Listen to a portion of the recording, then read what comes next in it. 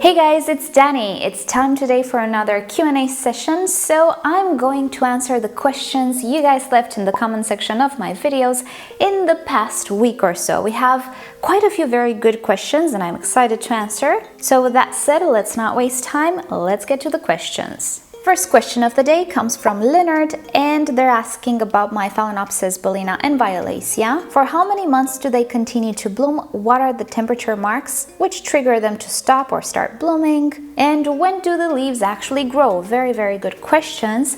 So first of all, these are not typical Phalaenopsis. For those of you who are not aware, they're species and we call them summer blooming species. They're actually a very warm growing species. Since they're warm growing, they typically start to bloom in the warmer months, but the number of months in which they bloom can vary a lot depending on territory. I live in a very warm country. By all standards, it's still summer outside right now, even though it's October, and they're still going strong. They're still producing buds as far as I can see. And I looked through my archive. Last year the Balena was still in bloom in October. In November though, we didn't have her in bloom, and I suspect this year she will actually still be in bloom in November as well, judging by the buds and how long a flower lasts. But this year we actually have an even more extended summer. It feels like it started in March and it's not over yet. So for me they can actually be in bloom for half a year. This is a new flower spike though, so it took its time in creating this flower spike. It actually started early. My Balena is a little suffering. The Violacea is newer. You can see the pitting, long story, you guys know it already. So every time she did create a new flower spike, she's a stressed little orchid. So that took time, but if the flower spike was still there, obviously she would start blooming earlier. In my previous climate in Romania, I didn't have her in bloom for such a long time during the year, and in winter time you would expect them to grow vegetatively, right? Wrong, they don't. Actually in winter time they don't do pretty much anything because they're not really all that okay with the temperature. They're better here than the Balena was in my previous climate where she absolutely didn't do anything, but they do grow leaves at the same time kinda as they start to bloom. For me, this one, I think this leaf matured a couple of months ago and this orchid was in bloom a couple of months ago. So as they were growing the flower spikes and buds and were blooming, they were growing the leaves as well. If you have an even warmer climate throughout the year, I suspect these orchids will be in bloom much longer than for me. They will have vegetative growth in a more uniform pattern. For me, they don't. In the winter time, it's a little better here. They don't appear to be so stressed, but in Romania they were. These really don't like low temperatures, but they tolerate them. Thankfully, low temperatures don't last here in my area. A viewer is asking what to do with their orchid that keeps getting mold in LECA. I'm not gonna go through all of the message. First of all, LECA, as wonderful as it works for me, doesn't work the same for other people in other climates. So if your LECA stays way too moist and promotes mold, then maybe LECA is not a good option for you. Each environment is not only different from the point of view of temperature and light and humidity, but also from the point of view of the pathogenic climate, let's say. In your climate, maybe a certain type of fungus is prevalent, and if you give it the right conditions, it will develop. Consider that LECA might not be the solution for you. If you still want to use it, maybe consider using it in a room in which you keep the humidity maybe lower or you have more warmth than the current location you have. Second, make sure that you trim away all of the roots and development remains that are dead because they actually promote mold. It's a different type of mold. It's the type that forms on dead organic matter. So first of all, just get rid of everything that died. Make sure that the orchid is as clean as possible before switching it to LECA. And third, make sure that what you're seeing is indeed mold. LECA, as well as other clay and porous materials, is prone to efflorescence. I'll link you down below to an article on Wikipedia so you understand what efflorescence is. It can look like white mold, but it is actually an accumulation of salt buildup. So make sure that you actually rinse your LECA, and not only you soak it for a few days, changing the water in the meantime, because depending on the brand, you can have salts inside the LECA, and the LECA might be brand new. So you need to get rid of those salts first. If you don't, it will start to leach them out on the surface. Also make sure you're not over fertilizing since we're on the matter. So try to investigate these 3 possibilities that I'm giving you, and hopefully one of them will solve your issue. Adriana is asking what devices I'm using to measure the salt concentration in the orchid flushing water. And well, I pulled everything here. In the hobby, we use a TDS meter to measure the salt quantity and a pH meter to measure the pH. These devices are easily findable on eBay or Amazon, maybe depending on region in hydroponic shops or garden supply shops as well. They're fairly cheap, these ones that you see here, and they're not the greatest quality. I cannot really say for certain if they're very accurate either. And as a personal note, I have these ones for a lot of years already, and I thought, okay, maybe they're not all that good anymore. This one I did try to calibrate, but the calibration solutions were expressed in microsiemens, and this one does not measure microsiemens. This one does, and I think I need to calibrate it because it's way off with 150 parts per million at the moment, just because. This one, I'm not very happy with it because it takes forever for it to stabilize. This one seems to be a little bit better. But again, these are very cheap meters. Maybe in the hobby we don't need something very accurate, but you know, they're very helpful, they do their job, but sometimes they can be a headache. And now I'm considering trying to search for a more accurate solution and probably more expensive solution, or just recalibrate these and see how long I can make them last. I don't know. But yeah, bottom line, easily findable on Amazon or eBay. Just search for TDS meter or pH meter, depending what you need. Claudia is saying that she has a small dendrobium that has bloomed twice normally, but now all it does is to produce keikis. Is it normal? Well, depending on dendrobium. Usually, keikis are not really what you want to see with dendrobiums. What you want to see is new growth, which starts at the base. Since dendrobiums are sympodial orchids, all of them, their way of growth is actually to produce new canes from the base. Keikis can appear somewhere on the stem, and again, depending on the type of dendrobium you have, they're not really what you want to see. In the case of the nobiles, 1 or 2 keikis could be normal, it happens, but what you want to see is flowers rather than keikis. In the case of the Phalaenopsis type dendrobium, keikis are fairly uncommon. I'm gonna take a wild guess that you don't refer to a Phalaenopsis type. Then you can have the either deciduous dendrobiums or the Australian dendrobiums. Again, with these guys, you don't really want to see keikis, you'd much rather want to see new growth and of course flower spikes. In the vast majority of cases, if your orchid starts to produce keikis for a long period of time and it refuses to bloom in its blooming season, it has to do with too much care, quotation marks. If you maintain your dendrobium very warm all year round and you don't give it a fluctuation of temperature depending on the season, it will continuously be in a vegetative growth mode. Again, if you water and fertilize it all the time, you'll promote more vegetative growth and keikis than flowers. So you need to know first what dendrobium you have, second, if it needs a winter rest, dormancy, or anything of the sorts, and third, you need to know how to care for it during that time. For example, the nobiles, you really should stop fertilizing when the new canes stop growing, which will depend on your location. Mine are still growing, even in October, because they produce 2 sets of canes, so I continue to fertilize them. But in temperate climates, they do stop, let's say in September or at the end of August. That's when you should stop fertilizing to stop encouraging new vegetative growth, and you should try to give them that cool down. Again, not to encourage the vegetative growth, but to encourage flowering.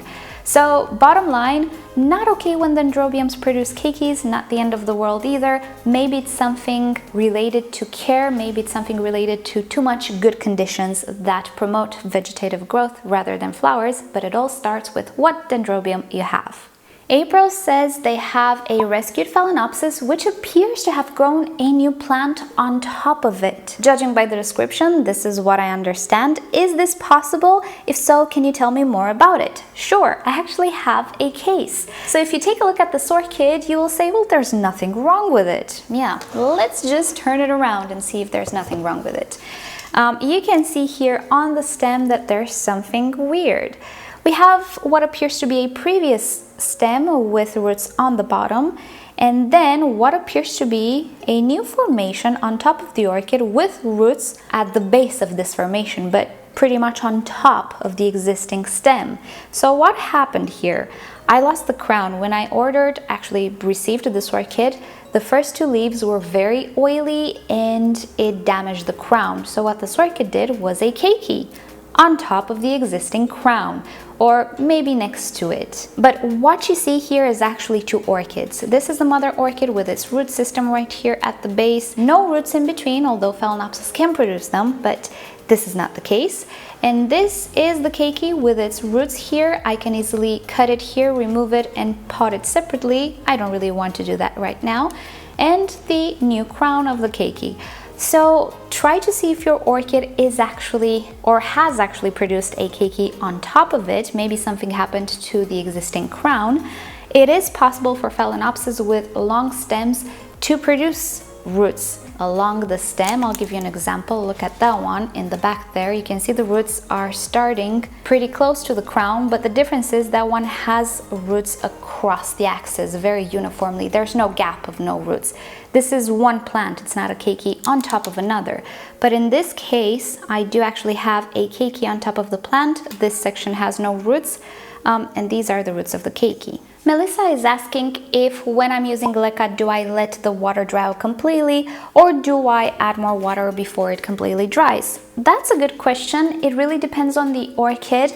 Most often than not, it happens that the LECA is completely dry and I just have to water everything again. It's a thing with my climate. I try to stay on top of watering, but I cannot be on time all the time. With my orchids, I do try to pay attention to oncidiums and orchids which prefer to be rather wet and don't really appreciate going dry, and I can clearly see them because they shrivel really fast.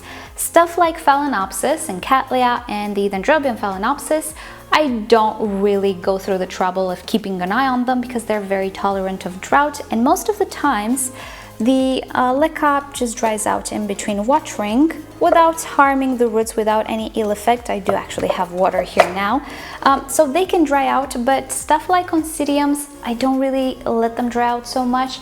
It sometimes happens without me intending to. It's no big deal, but it really depends on the orchid. Some orchids really don't appreciate it and will respond bad, while others, such as the Cattleyas and the Phals, really don't care all that much, so I can afford to be slightly more lazy with them.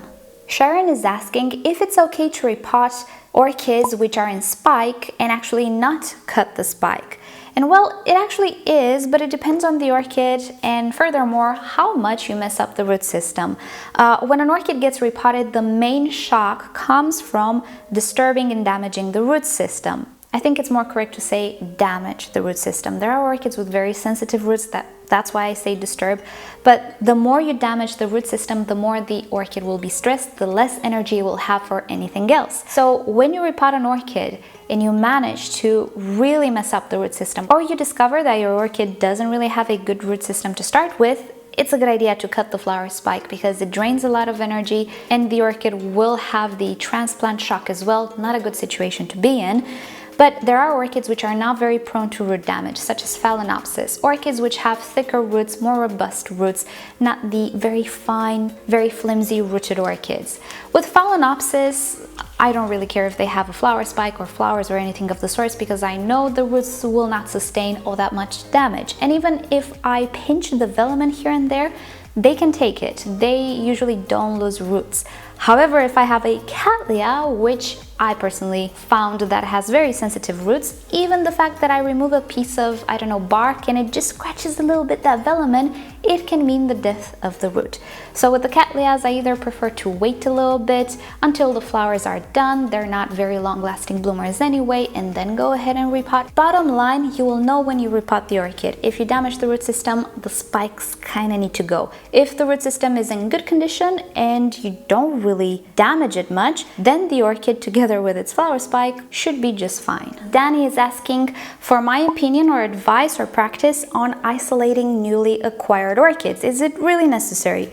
Well, it kind of is, depending where you buy your orchids from. Of course, not all of the orchids you will acquire will be infested with bugs and everything, but you never know which one is. Usually when you purchase stuff from the flower shop, you have more chances to find some bugs because if they were not infested in the nursery, in the flower shop next to the other flowers, possibly they did. So with flower shop orchids and mass-produced orchids, it is actually pretty necessary in my opinion to isolate them. Most often than not, they will have something. Mine always have something. It's a little millibug, it's a little spider mite, who knows, there's always something.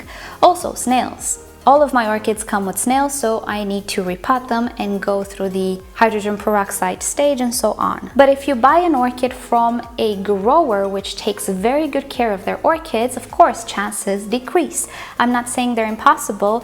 We all do our best to maintain our orchids pest-free, but we're human. You never know when a little infestation will occur. So just to be safe, yes, it is a good idea not to place new orchids next to your existing orchids. Ideally, you would keep them in a different room altogether for at least a month and keep an eye on them, see if they have disease, pests, and so on. Depending on what you find, some orchids will stay there more than a month. I don't have a different room, I only have the outside, and sometimes it's not a very good environment for new orchids.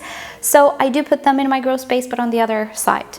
Not ideal, but I do try to maintain things as hygienic as possible. Also, if I have a little outbreak of something, I know how to treat it and I'm not so scared of pests anymore. But especially for beginners, always a good idea to try and quarantine or isolate new orchids until you see if they're healthy or if they have pests.